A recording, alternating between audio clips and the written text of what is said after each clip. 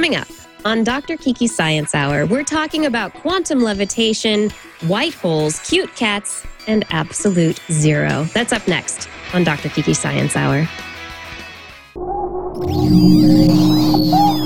Netcasts you love. From people you trust.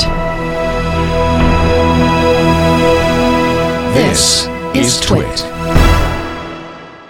Bandwidth for Dr. Kiki's Science Hour is provided by Cachefly at CACHEFLY.com.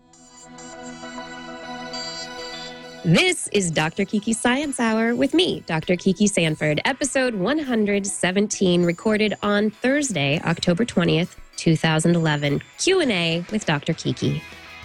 This episode of Dr. Kiki Science Hour is brought to you by Ford, featuring Wi-Fi connectivity with the available Sync and My Ford Touch. Now your car can be a Wi-Fi hotspot. Check it out in the new 2012 Ford Focus at ford.com/technology. And by Netflix. Watch thousands of TV episodes and movies on your PC, Mac, iPad, iPhone, or TV instantly.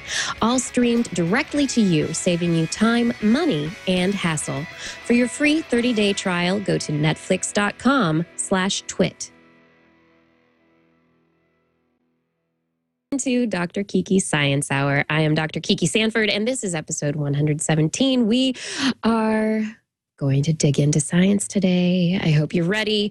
It's going to be a broad spectrum because our expert today, the guest, in effect, is not answering questions, but asking them.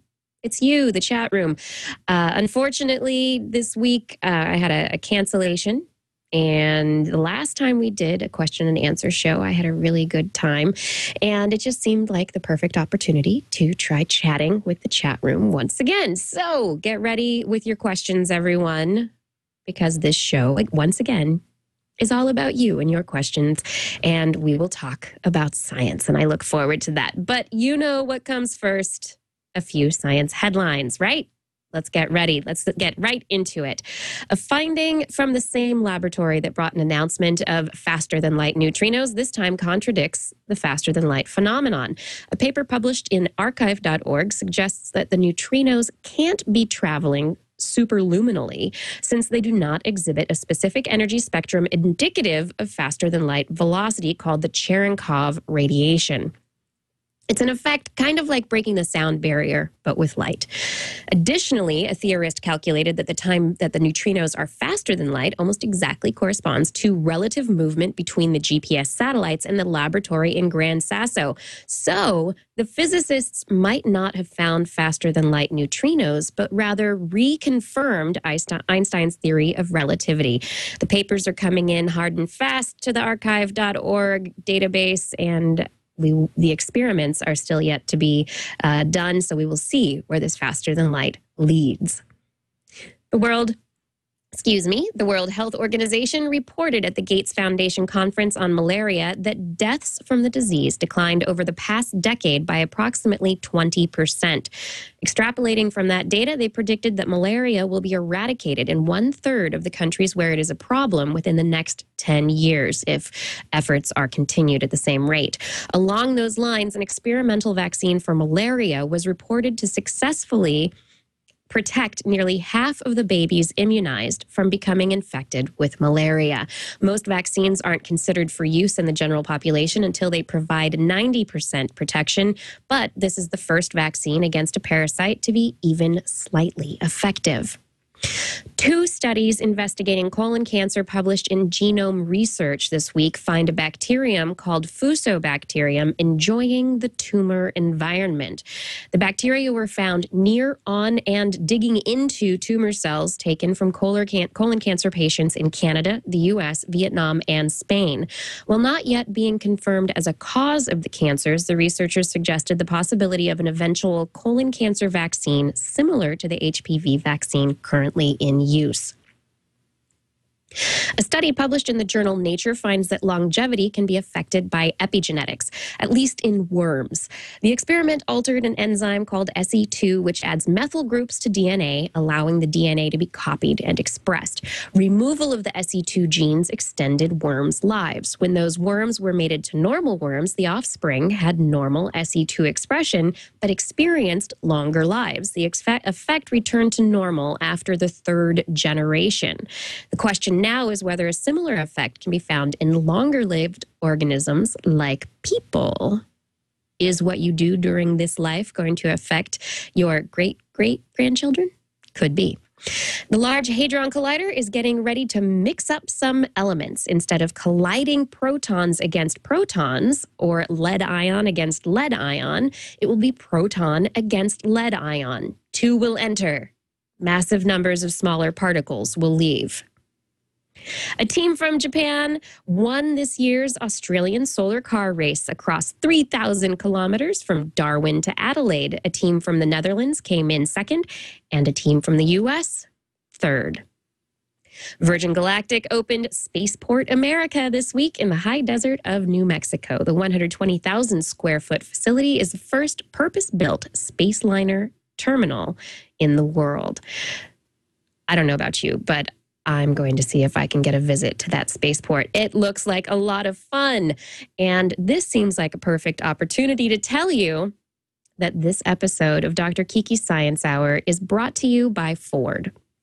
One of the latest technologies from Ford Sync with My Ford Touch is Wi-Fi connectivity. This feature can turn your car into a Wi-Fi hotspot, giving you and your passengers internet access for up to 5 devices at once. It's pretty exciting. Here's how it works.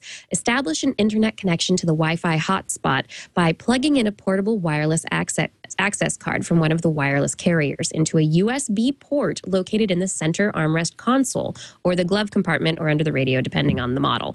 Or if you have a BlackBerry, you can connect to the hotspot wirelessly via Bluetooth.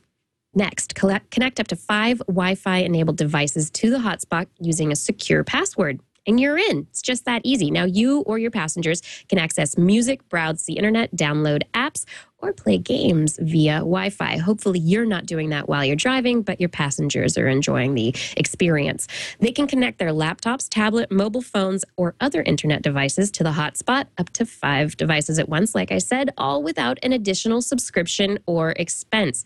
Ford Sync with My Ford Touch featuring Wi-Fi connectivity is available in the 2012 Ford Focus. You can learn more about this and other technologies Ford is bringing to its vehicles at ford.com/technology. Okay, everybody, the time is now to bring in our special guest, which is you, as I said, the chat room. Let's start with some questions. Excuse me. I'm choking here, but I'd love to have your science-y questions, and let's talk about what you think is interesting about science, right? Let's get to it. A question from Ken Crowley 20. Do I like the science in the 6 Star Wars films? And if so, which parts of science do they get right and which parts do they get wrong in the films? That's a pretty big question. I haven't analyzed all of the science or lack of it in the Star Wars films, but that's something that I should probably get into. I do know that one of the things that they got wrong was the physics of flying in space. There were movements and sounds that were heard in the Star Wars movies with the fighters and stuff that's not very that's not accurate. Seeing as space is an almost vacuum. So anyway, that stuff was wrong. Also, Chimera is saying is everything in Star Wars is wrong. I don't know that everything is wrong. The lightsaber, if you could, Michio Kaku has a great segment on one of his TV series about being able to create a lightsaber and whether or not it would be possible. And I believe they came down to the idea that yes, it's possible, but that it would be very, very difficult to do. So using modern technology is not really something that would be possible. Anyway, I don't think everything is wrong, but we'll have to look into that. I haven't done that. Chimera, show me your link. Where does it say everything is wrong? I want to know. Mr. Library 03 is asking, is light speed still a reliable constant? Yes. The answer is yes. Light speed is still a reliable constant. Nothing has changed. The speed of light has not changed. A lot of stuff that relativity has not changed. As far as we know, everything that we base on the speed of light as our absolute speed limit for our universe to this point in time, nothing has changed. Okay. So, and if neutrinos are found to be able to travel faster than light, which we haven't found for sure yet, we don't know whether or not that's going to change anything relative to the speed of light, because neutrinos might have some other physics that they are responding to. And this could be a very situational faster than the speed of light. Yeah. Okay.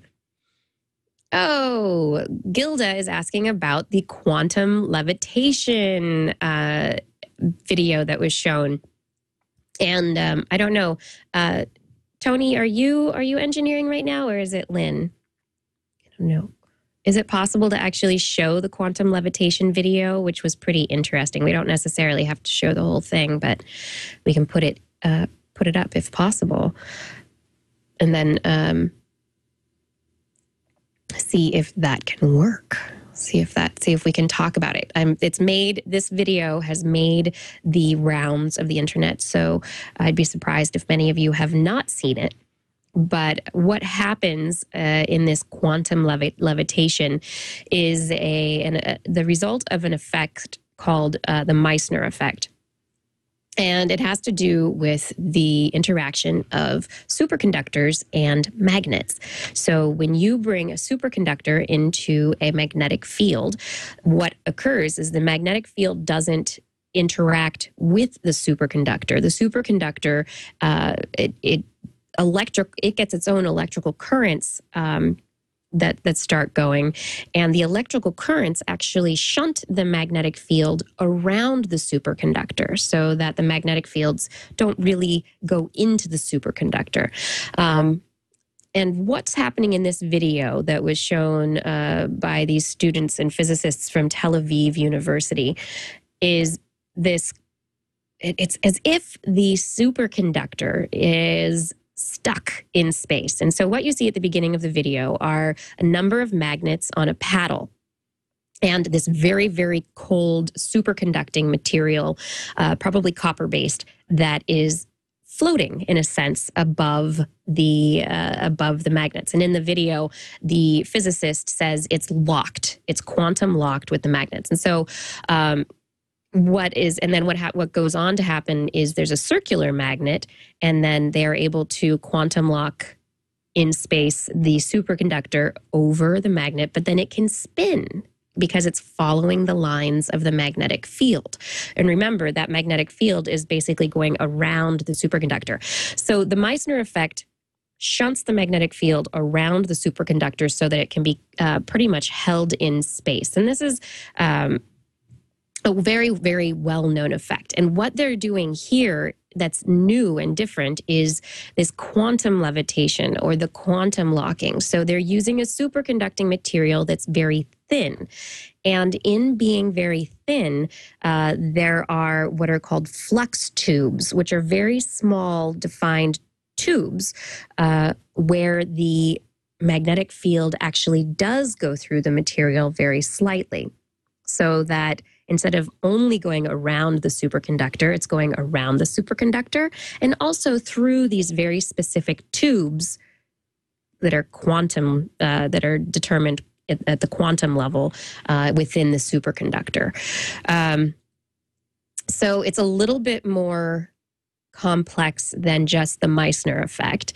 And the Meissner effect is pretty well known. And now, and the interesting question is, are we going to be able to use this for something like anti-gravity or new type of maglev trains or something.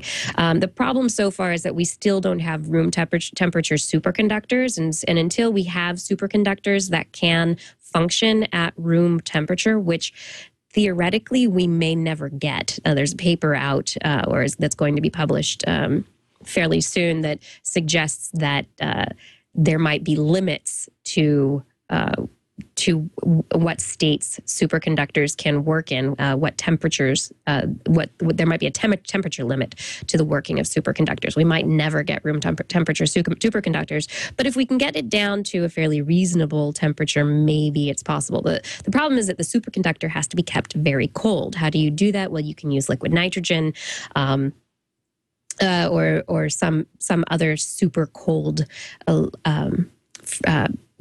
gas that enables you to freeze the material, get it very cold so that it will have its superconducting properties and allow it to interact with the magnets in this particular way. But the energy that's used to do that, it's all a question of thermodynamics.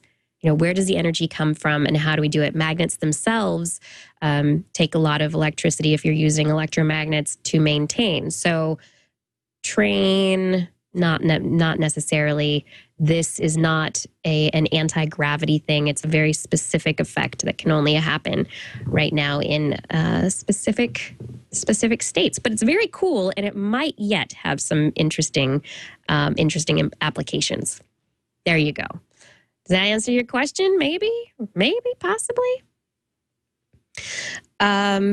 Stephen 3X is asking, what are my thoughts on the similarity between the microverse of atoms and molecules versus the macroverse of star systems and galaxies?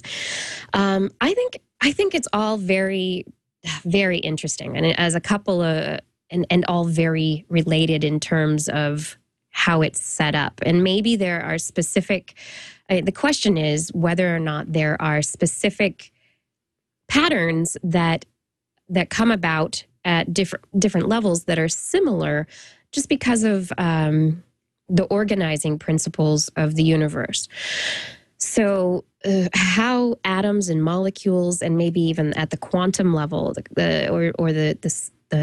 subparticle level, the quarks and everything, how do things fit together versus the very, very macro level?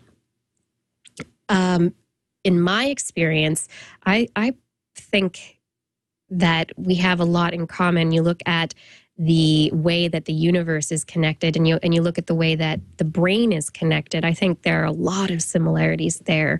I am really, really interested in the picture of the universe as we look at it with these tracts of material that seem to connect different areas that look like they might almost be axons, like the axons that you find in the brain that connect neurons to different places in the brain.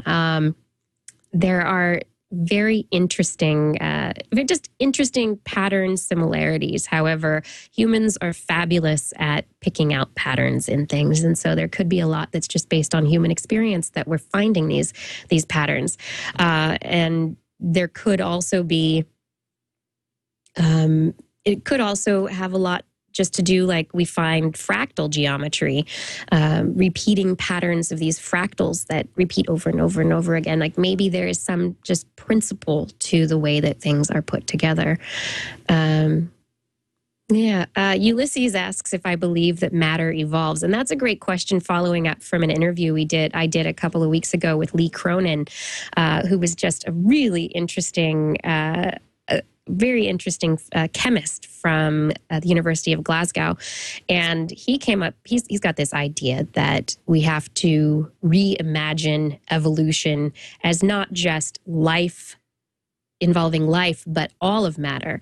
And I think he might be onto something. I don't know that I'm necessarily convinced yet. I think there needs to be more experimental evidence to go along with his idea. But so far what we've really shown is that what we know as life evolves.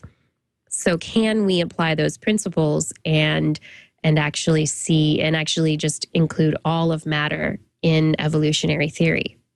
Is it something that can be added to it? And I think it's possible. I think he's got some good arguments. And if anyone's wondering about that, I definitely suggest going back to that interview, because Dr. Cronin came up with some really interesting conceptual ideas that I just went through my mouth hanging open, going, "This is such." I just left that interview so excited. I thought it was really fun, very fun. Have I tried to get Neil deGrasse Tyson on as a guest? I have not in recent times. So I tried a while ago, but I will see about getting him on. Thank you. I will see about getting him on the show. It sounds like a great idea. Let's see. EK Knapp in AK, is it Arkansas or Alaska? Alaska? Not remembering the contractions. Anyway, I have an artificial intelligence question. The experience of Deep Blue, the chess-playing computer, and Watson, the Jeopardy-playing computer, seem to show that creating artificial intelligence is crazy difficult. Could it be that we really don't understand what intelligence is yet? And I think that has a lot to do with it. EK Knapp, ENAP in AK, Alaska. ENAP in Alaska. Thank you. The intelligence is one question. What do we define as intelligence? Do we define insect behavior as intelligence, the animal intelligence? Of course, there's some amount of planning that's going into their behavior, but there's just so much just natural responses to instinctual responses to chemical signals that they do without even thinking about them. Is that a level of intelligence? At what level do you say that a bird is intelligent versus a dog versus a human? There are all these different types of intelligence that we have to think about. So it's not only what is intelligence and how much of intelligence do we understand, but it's what kind of intelligence are we trying to program into the computers? Are we trying to program Watson or Deep Blue to be insightful like human beings, or are we simply trying to get them to be intelligent enough to beat you at chess? Are we trying to get them to have, as Stephen 3 times says here, intelligence versus sentience, right? So it's intelligence versus intelligence with consciousness. Are we trying to imbue some aspects of consciousness into these artificially intelligent creations? And as far as these programs go, these computers that we've given intelligence, sure, Watson is able to look up very quickly answers to questions because it's been programmed with a certain amount of natural language understanding. So it's able to parse the language to be able to infer the meaning of the question and from there look up an answer. A similar intelligence might be given to even some search engines that we have online. And I think that would even, I think at this point, the intelligence of Watson was about at the level of a really good search engine with natural language ability. The question about intelligence and making artificial intelligence, as I've said, it just comes down to what are you trying to create? The answer, do we not understand intelligence? And if you're asking human intelligence and consciousness, absolutely not. We do not understand those yet. And there's a long way to go. And some people think that we are never actually going to be able to create something as complex as the human brain, to be able to actually mimic something as intelligent as the human brain. Dr. T is saying a program is the opposite of intelligence. Okay, so if you have a program, sure, a software program is a special set of instructions that instructs the hardware, so software and hardware, what to do. So we have programs in ourselves, but there's something else on top of our programs that allows us to, on top of our programming, that allows us to have unique human experiences and to have the unique psychological experiences that we have. So from there, the question is, what is it? Where does it become programming, and what's the line between programming and consciousness? I think that's a very, very interesting question and a very interesting line. At a certain reductionist level, where you want to just break things down to their very finest points, there's an argument that people might not be really anything more than programming, but that's a lot of programs working together in parallel through our neuronal network that allows us to do things in such a complex way that it seems as though we don't have programming, or it seems as though it's spontaneous. Anyway, let's think about that for a while. What else was the question here? There was a question. Tourist asked, what motivated me to specialize in neurophysiology? An interest in behavior. So how or why do different organisms do different things? And it started with an interest in birds, really. I got interested in just studying birds and their natural habitat and finding out what they were doing there. And the question got to why they were doing what they were doing there. And everything leads back to the brain. The brain is the control box for everything that you do. So is it a matter of,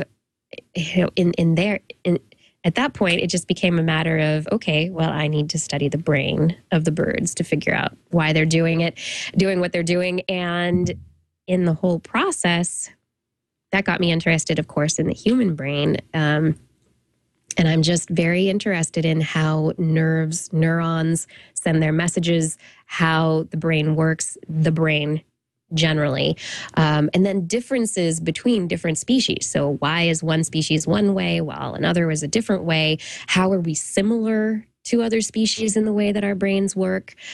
Even though our brain is a different structure than the bird brain, how is it set up to do very similar behaviors?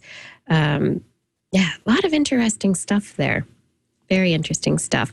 Miranda Janelle is asking, at this point in human history, do I think another episode of the Dark Ages would be likely to occur? At this point in time, I think the only thing that would lead to a Dark Ages occurring would be a natural catastrophe affecting our ability to communicate and to have access to information. So something extremely massive, like a solar flare, maybe a massive solar flare coming from the sun that wipes out satellites, that maybe because of our electrical grid being overloaded wipes out the electrical grid, and so we don't have electricity, that cuts down on the internet.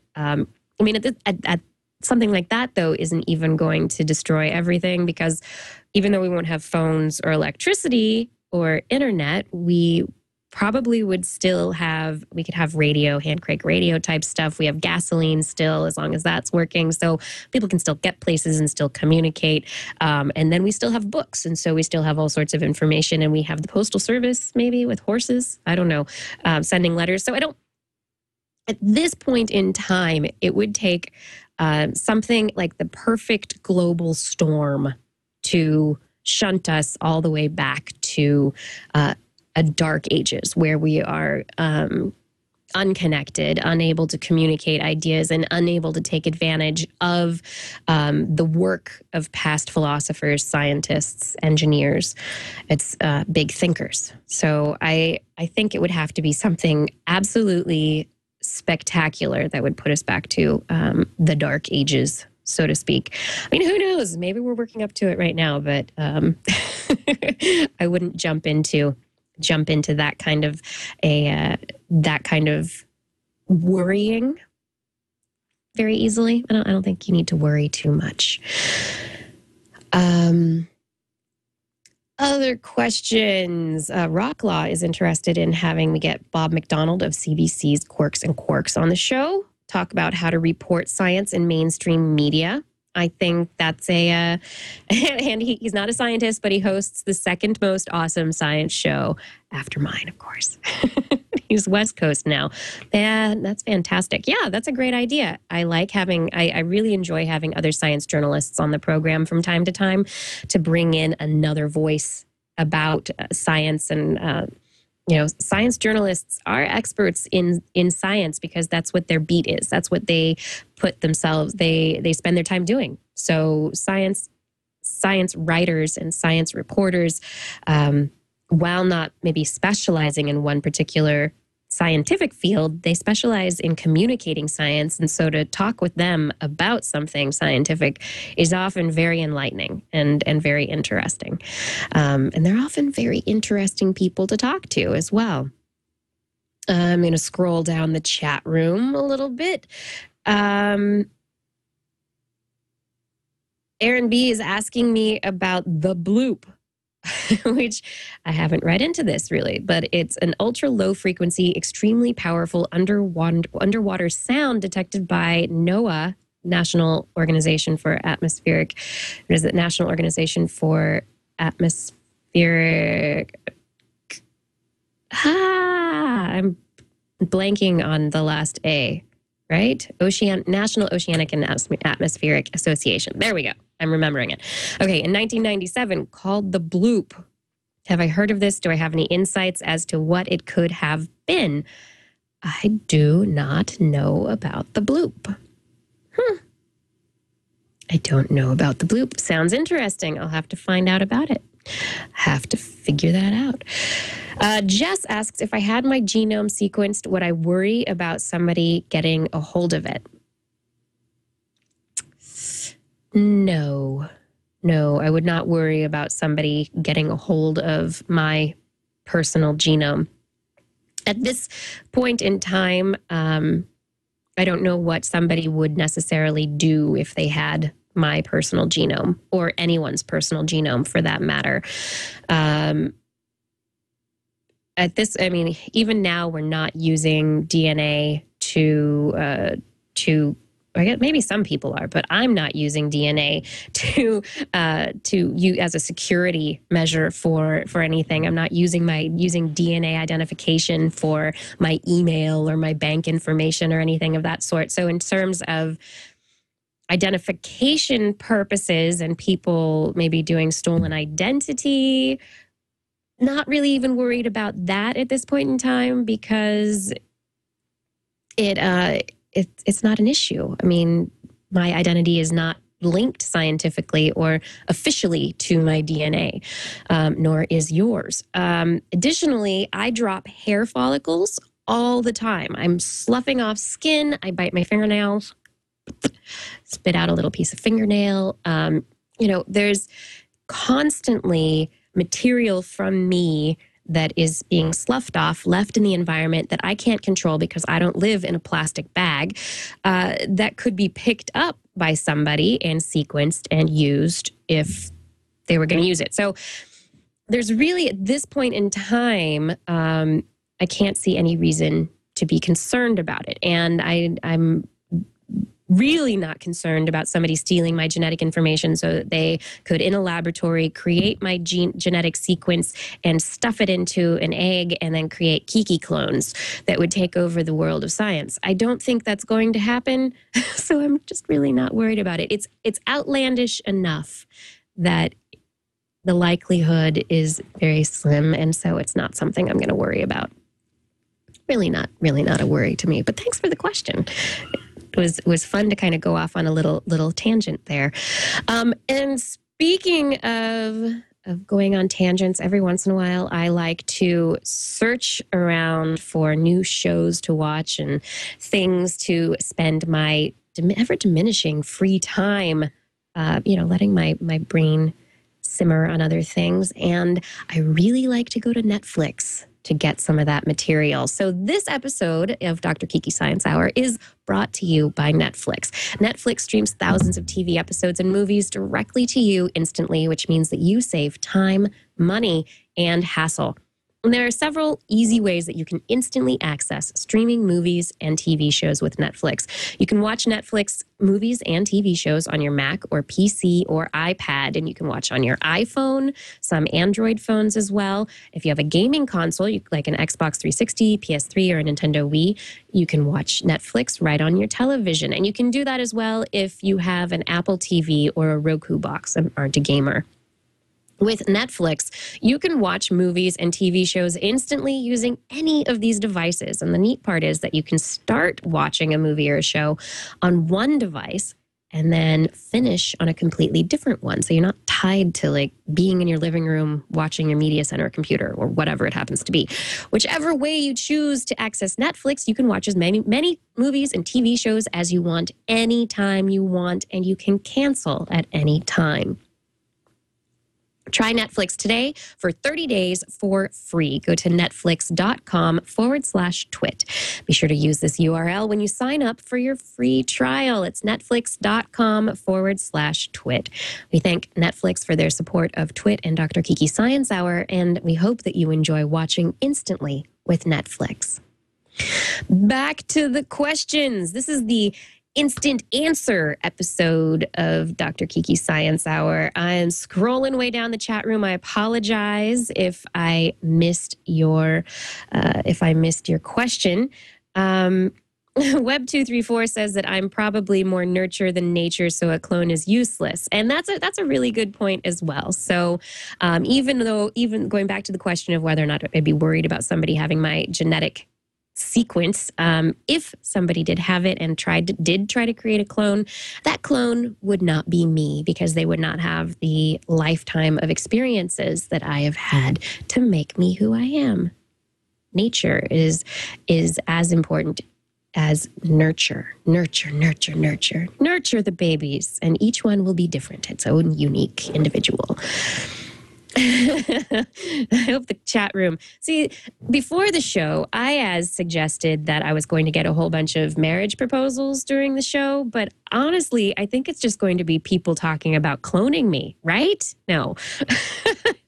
Craziness is becoming this science show.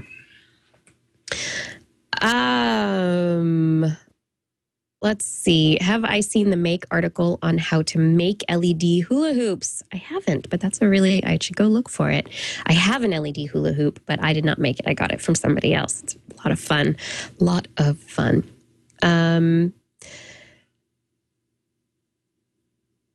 Did I know that the Canadian biotech science drama Regenesis is available on Netflix? No, I didn't, and I haven't tried watching that yet, so that could be fun. I'm always looking for new things to watch.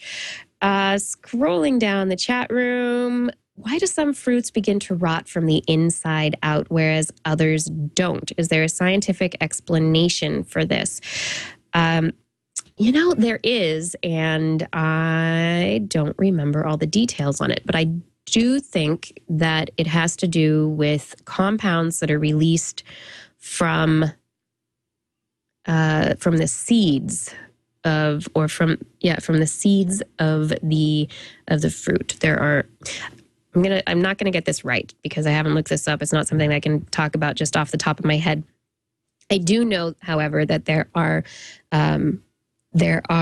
volatile compounds that are released from fruits and vegetables, like bananas tend to release a bunch of this volatile compound, and it affects the ripening of the fruits around them. So I think that was one way to ripen your tomatoes, put them in a paper bag, keeps the compound, which I'm not remembering the name of, closer, ethylene gas. Say thank you, Seacliff Troll. It's ethylene gas that is released, and that ethylene gas will affect the ripening of those tomatoes. But in terms of what's released from the inside of the fruit, I do not know. But I'm sure there is a scientific explanation for it. And I don't know whether some versus others would be a reason. It may have something to do with sugars and, I don't know, maybe bacteria that get involved. No idea. It's a really interesting question. Thanks for asking that. And if anybody has an answer to it, if anybody has an idea, let me know. Let me know what you think. Scrolling up, is there a scientific reason that cats are so cute? It has to do with their furriness, their large eyes, and the fact that they look at you and go, meow, and then they play hard to get, right? But I would say that the scientific reason that people perceive cats as cute, and not all people do perceive cats as cute, by the way,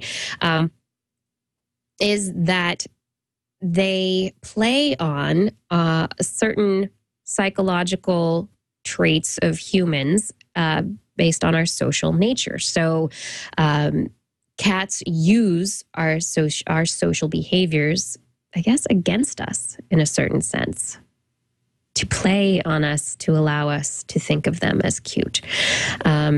It's an interesting concept, but I honestly believe we are being manipulated by the cats.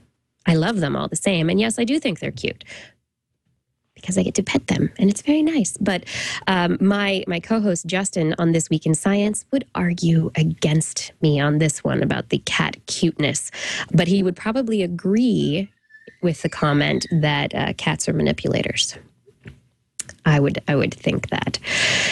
Other questions about science and other things you guys want to talk about scientifically? What are things that I missed from earlier in the show that people put in the chat room that were stated? Ulysses asked a question. Does music play an important part of brain development? You could ask Mark Changizi that question. He's written a book called Harnessed, and it has to do with language development and music and how we've harnessed powers of our brain to allow us to do particular behaviors. So music in itself is not necessarily important to brain development. However, it is important for us to and it's not. It is important for us to hear, and in our hearing environment, we are exposed to sounds of all types, whether they be voices or environmental sounds. And it's not going to hinder our mental or brain development to not be exposed to music. However, the idea is that by being exposed to something that is more than just voices or environmental sounds, that it is a created package of sounds, whatever music happens to be, that can stimulate our brain in a unique way, and maybe lead to cognitive development or more rapid cognitive development. However, it hasn't necessarily been that hasn't been actually confirmed. So the question, the scientific studies that have been done so far, they suggest that musicians or kids who study music have higher IQs, or there are all sorts of studies about stuff like this, right? That Web 5773 is saying that music is intellectually stimulating, right? The question is, why is it intellectually stimulating, and does it actually change brain development? Sure. So if it's stimulating, it's going to affect brain development in one way or another. But individuals who don't get music, it's not going to make them dumb. It's not going to make you dumber if you don't have music in your life. Yeah, Ulysses says different paths in the brain. Dr. Kiki. Yeah, so it's a really interesting question. It can as Ulysses is also saying it can help build links in your neurons. Yeah, but so can swimming or playing baseball or having a conversation. There are all sorts of things that can strengthen connections within your brain. It's just a matter of which connections are being strengthened. There is a there's some idea that music, because it is such a complex endeavor, and listening to music it isn't just listening to music. It also stimulates areas of the brain that have to do with higher thought, and so you're making different connections within your brain than cracking branch, something in the environment that I might need to look out for, something of that sort. Let's see. Another question, back to cats, is whether or not cats have, and this has to do with all animals, really. Have they learned to? It's better to communicate through meowing with humans, and so it's true. Cats. There's this idea that cats meow to humans, but they don't meow to other cats, which is not true. Cats do meow to each other, but they meow more and in specific ways to humans that they know gets them particular results. There are studies that show that cats have learned that people respond to give them something like food or a treat if they meow with a particular kind of meow that has kind of a trill to it. So a kind of sound makes people more likely to give them something that they want than just a meow. So they have attention-getting meows. They have the meows that want to get something more from you than just attention. And there's some crazy number of different sounds that cats use in communicating with humans. And I don't remember the exact number, but there's a very diverse language that cats have developed to communicate with us. And we have adapted to understand. So there's this cross communication. We understand it and we can communicate with our animals. It's very interesting. And cats also have body language to communicate with each other. Exactly, Goldizator. And we don't necessarily understand that body language. So cats communicate the same way that we do with body language. And cats don't necessarily understand our body language either. So in terms of vocal communication, we're doing really well. But in terms of body language understanding, I think that humans and cats have a lot more that we need to learn from each other. Us and dogs, however, we are doing a pretty good job in terms of understanding dog body language, and especially with programs like the Dog Whisperer and stuff that is getting communicated more broadly. Don't approach a dog when their tail isn't wagging, that kind of stuff. Let's see. Why do we need to dream in our sleep? I don't know that we necessarily do need to dream XYZ. That's a really interesting question. The fact that we do dream, it means that it occurs only during one particular phase of sleep, and usually it has to do with patterns of neurons getting re-stimulated. So there's an idea that it might have to do with memory consolidation, so that as your brain kind of runs through things that happen to it during the day, or kind of replaying what occurred, and maybe even bringing in things that you've been thinking about a lot, that affects the dreams that you actually have. So we don't necessarily scientifically understand dreams at this point in time. And most people do dream at some point in time, although you do not dream every time you sleep.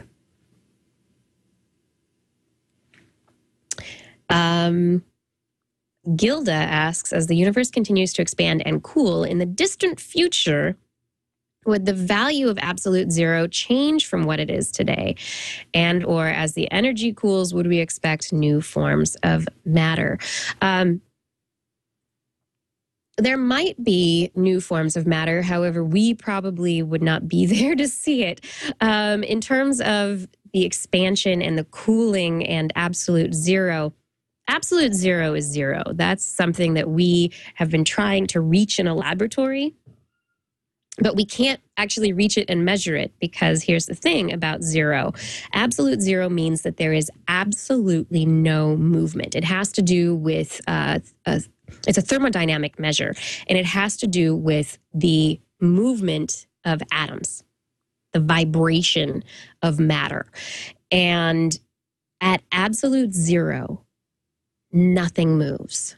There is no motion. And so everything would be entirely locked. And one of the problems that we have in the laboratory of being able to actually measure absolute zero is you have to have something that moves and that isn't completely at absolute zero doing the measurement. And so there is a disconnect there between the two. So absolute zero will always be absolute zero, and the cooling of the universe will eventually take it to a state of no movement, of everything being locked and at a temperature of absolute zero. So absolute zero will not change. And as the energy cools, would we expect new forms of matter? That's a really interesting question. I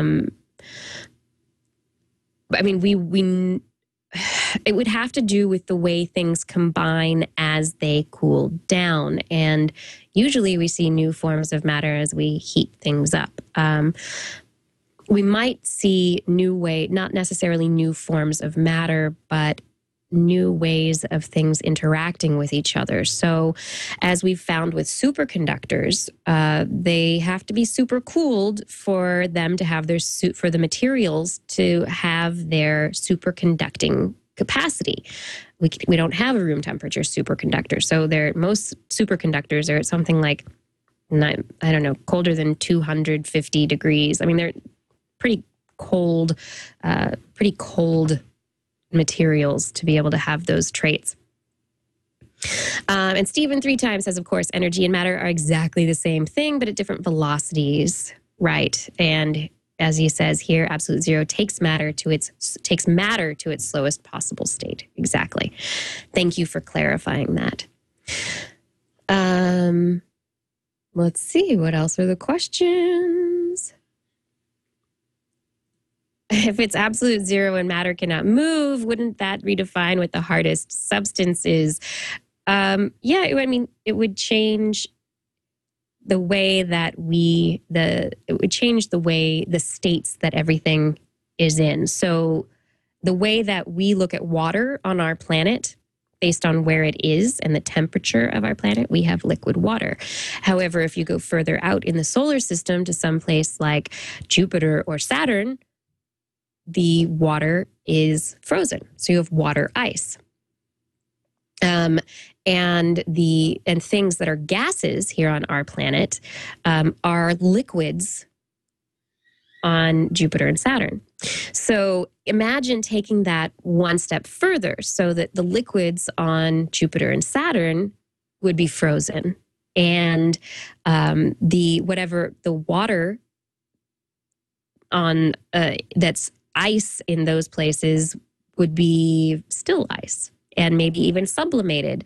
So there's some really interesting questions as to what occurs. But the thing that you have to understand about absolute zero is that because nothing is moving, you have matter at its slowest possible state, its lowest possible state, and all of matter at its lowest possible state. There can be no interactions, or there should be no interactions. Everything will be,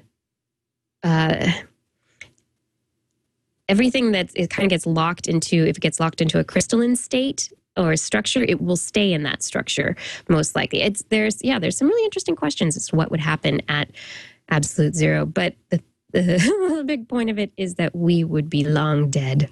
Long dead.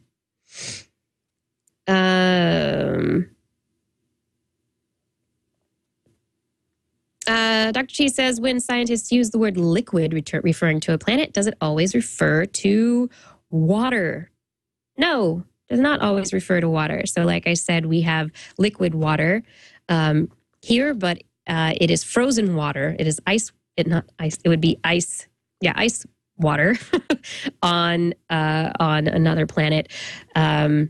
Or water gas, water vapor someplace else. So that's just specifically referring to just water, but liquid is a state. So you have liquid, gas, and solid, right? Solid, liquid, gas. And so the solid and plasma also, if you want to go plasma as well, but gas, liquid, solid are the states of whatever you're talking about. And you're going to be specific about whatever it is in whichever environment that you're talking about it. Let's see. Asking questions about electrons and neutrinos at zero, at absolute zero. As far as I understand, and there's nothing... there's no reactions that can occur at zero. I don't know how light is affected by absolute zero, but that's a really good question. Yeah, that's a really great question. I would imagine that light would still be able to travel.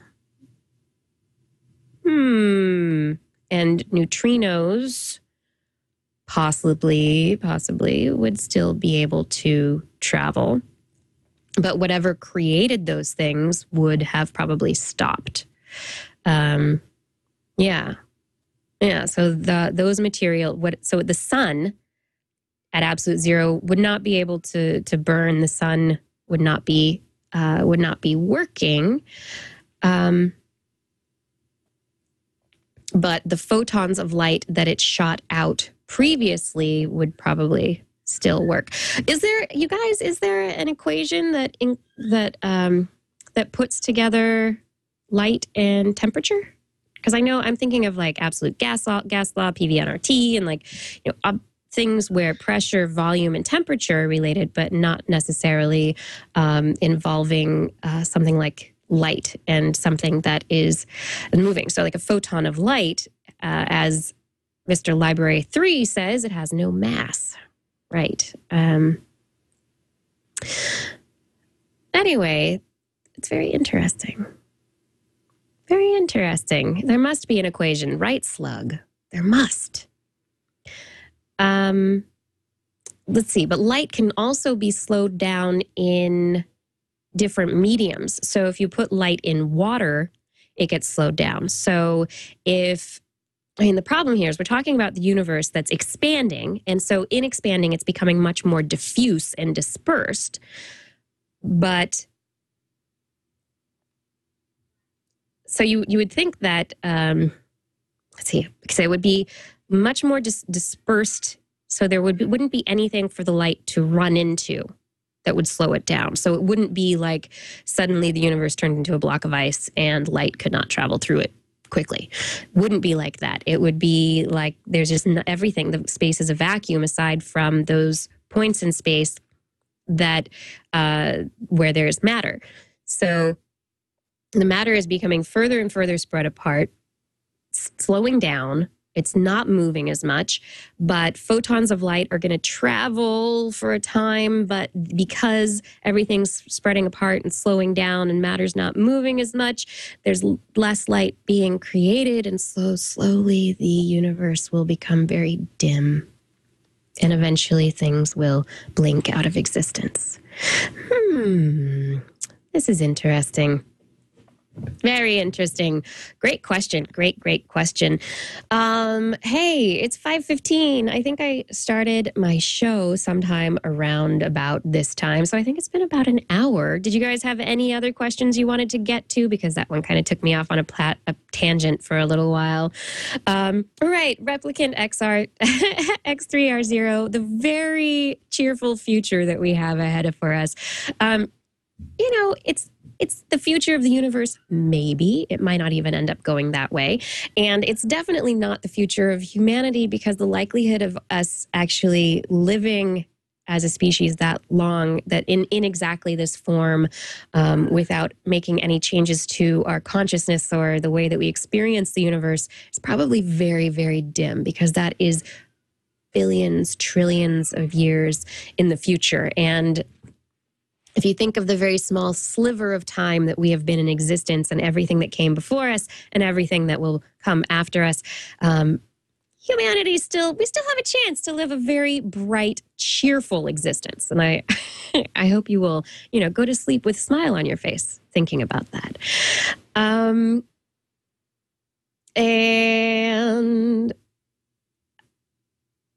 does the expansion of the universe alter the distances that we use to measure the speed of light? That's a really good question, Slug. And that's one of the reasons that we are constantly updating our standard candles to make sure that our calculation of distance is accurate. So not just using supernovas, but if the expansion of the universe, the question is whether or not the expansion of the universe is homogeneous or heterogeneous. So is it happening the same everywhere, or is it expanding more rapidly in different places? And the latter seems to be the case. And if that is the case, that is what could really mess us up, because the distance or the movement of our standard candles is possibly different in different places. So if it's expanding more slowly in one place and more quickly in another, the standard candles in one area are going to get further away faster than in another area. So the heterogeneous expansion of the universe is something that needs to be worked out, although that's just a new question that physicists are working on. Rocklaw wants to see more space stuff, more geology stuff, more archaeology stuff. We will have all sorts of stuff, I'm sure. And Rourke's is asking if the end of the universe is a certainty, and whether or not the answer to that question depends on the effect of dark matter. And you're absolutely right. I mean, these are hypotheses. These are ideas that theoretical physicists have put out there, and they have math to support them. They have a lot of experimental evidence that supports one thing or another that is put this idea on the table in the first place. We don't actually really know enough yet to know how things are going to play out in the universe.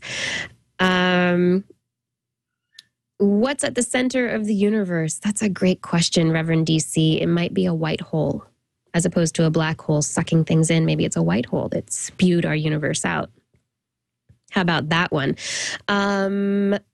And I will scroll down to the end. I should probably just stop looking and stop trying to answer questions in the chat room. I'm not going to be able to get to everything, unfortunately. Suns are not white holes. No, that's not what I said. It's said that there is a black hole at the center of each galaxy. I'm not going to answer why at this point, Clay Ferguson. And it's postulated that there may be white holes at the center of every universe, if it's true that there are multiple universes. That's a completely different question. Good gracious. White holes collapse if there's matter nearby, so they cease to exist immediately. Well, then we won't find the white hole there, will we?